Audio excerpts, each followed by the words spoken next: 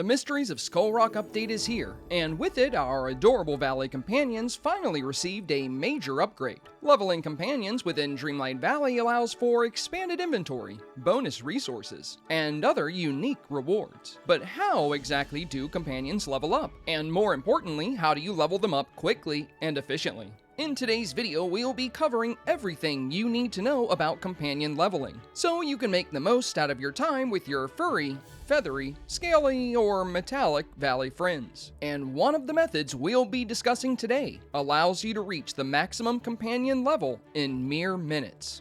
Before we get started, I'd like to mention that I'm a small full-time content creator, so every like on this video can make a tremendous difference for me. Consider subscribing for more Disney Dreamlight Valley and gaming content. If you would like to catch more of my content, you can find me live on Twitch Monday through Friday. Links to both my Twitch channel and Discord server can be found in the video description down below. And with that out of the way, let's get started.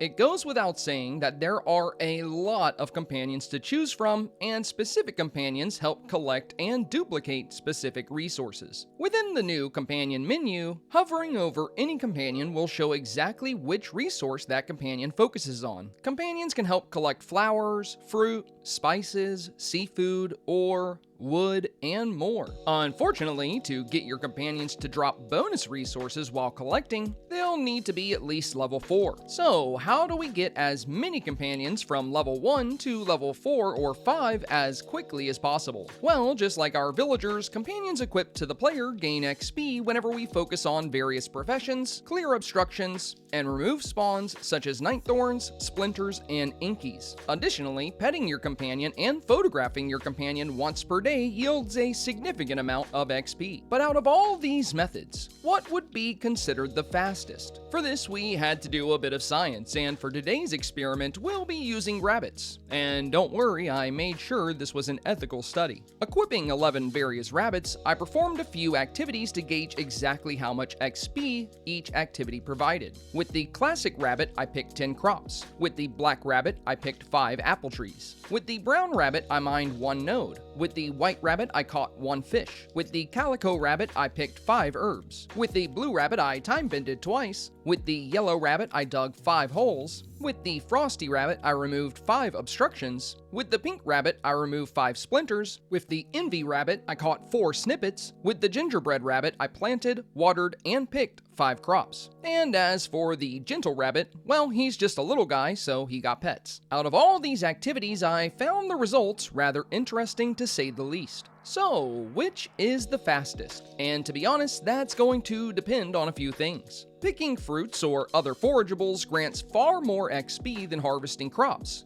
but forageables can take quite a while to regrow, whereas crops like wheat grow in only 60 seconds, allowing for constant XP generation. Mining also provided a surprisingly significant boost to companion experience, but time between mining nodes may slow down those gains a bit. Snippet hunting was rather significant in terms of XP generation, and while chasing down snippets can be a bit time-consuming, it carries one key advantage that the other generation methods lack. Of course, I'm talking about lures. Snippet lures set snippet hunting far apart from all the other professions in terms of companion leveling. We'll be elaborating on how you can make the most of this method a bit later, but for now, let's talk about some methods players can use if they don't have the Storybook Vale expansion or lack a high number of snippet lures. For players without lures, one option would be finding a good balance between foraging fruits in addition to gardening wheat. As mentioned previously, wheat has a growth time of only 60 seconds, allowing for continuous harvesting while you wait for your forageables to regrow. Additionally, the type of crop you harvest doesn't appear to have any significant impact on the amount of experience your companions gain. So if you're gardening strictly to level companions, wheat would be the best option. Now, if you do choose to go with gardening wheat as one of your leveling strategies, keep in mind you'll want to avoid using ancient machines. Companions gain experience every time you plant a crop,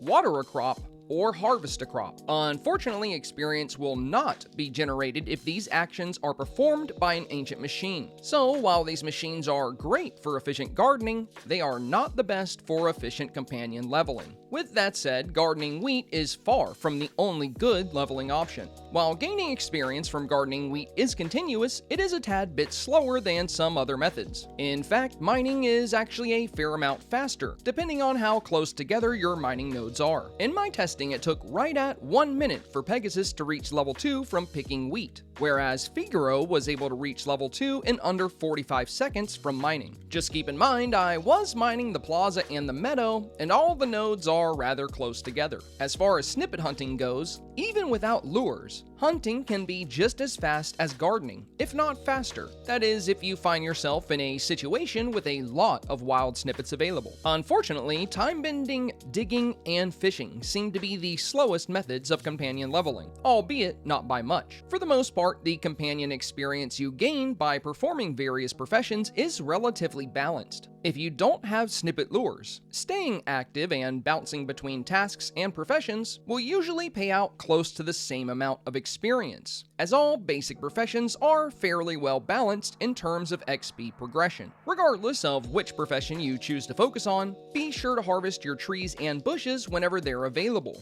unless you're keeping them stocked up for a star path or dreamlight duties. At the end of the day, there really isn't a wrong way to level your companions. Some methods are faster, more beneficial, or more consistent, but time spent in all professions is necessary when it comes to the game's progression and working through seasonal star paths. Aside from the professions, there are a few other things you should consider when leveling companions. As mentioned previously, removing obstructions like bones in the plateau or ice structures from Frosted Heights will generate companion XP. The same can be said for night thorns, splinters, and inkies. Of course, all of these things are finite, and a limited amount spawn per day. Just be sure to equip a companion anytime you're cleaning up around the valley or DLCs, as removing these invasive spawns provides a generous amount of experience. Lastly, and probably most important, don't forget to pet and photograph your companions when you first equip them. Both of these actions take mere seconds, but provide more experience than almost any other singular action. In fact, if you have the time, it may be worth it to equip several companions each day just for a daily petting session.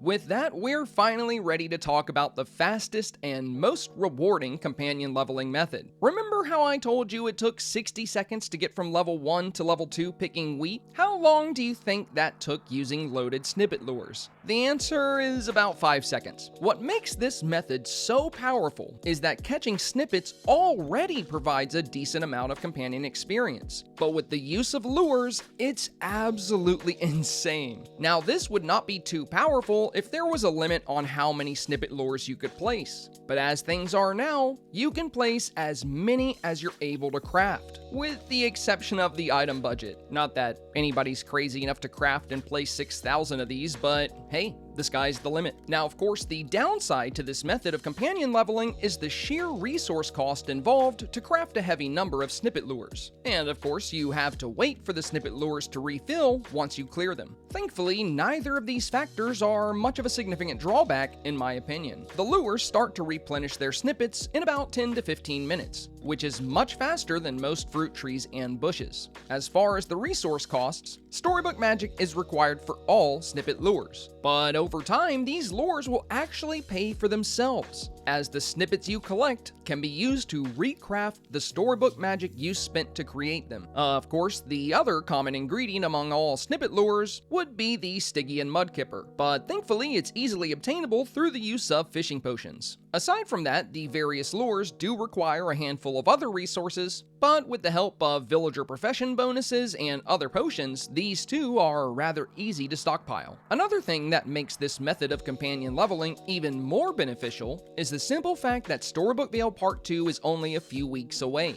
making it the ideal time to stockpile snippets, as there's no telling how many we'll need to complete the DLC's next round of Lore Keeper pages and puzzles. And lastly, each lure can be upgraded to hold even more snippets, though I wouldn't really bother with these upgrades unless you have a ridiculous amount of storybook magic, as the base versions of the lures are more than enough. So yeah, snippet hunting wins the battle of professions this time, and frankly, it's not even close. With that said, you can still apply the other tips laid out in this video to make this method of companion leveling even more efficient. What I did in my Vale was assemble a large array of snippet traps alongside the Vale's various forageable trees and bushes, in addition to a small wheat farm. This way I could continuously level companions to my heart's content, even when I'm waiting for my snippet lures to restock. Alternatively, you could also just clear your snippet lures, walk away from your game for 15 to 30 minutes, come back to harvest them, and repeat. And let's not forget, considering the fact that you can craft and place hundreds of lures, it's entirely possible to reach level 5 with any companion in mere minutes. Just don't forget to still give pets to your companions,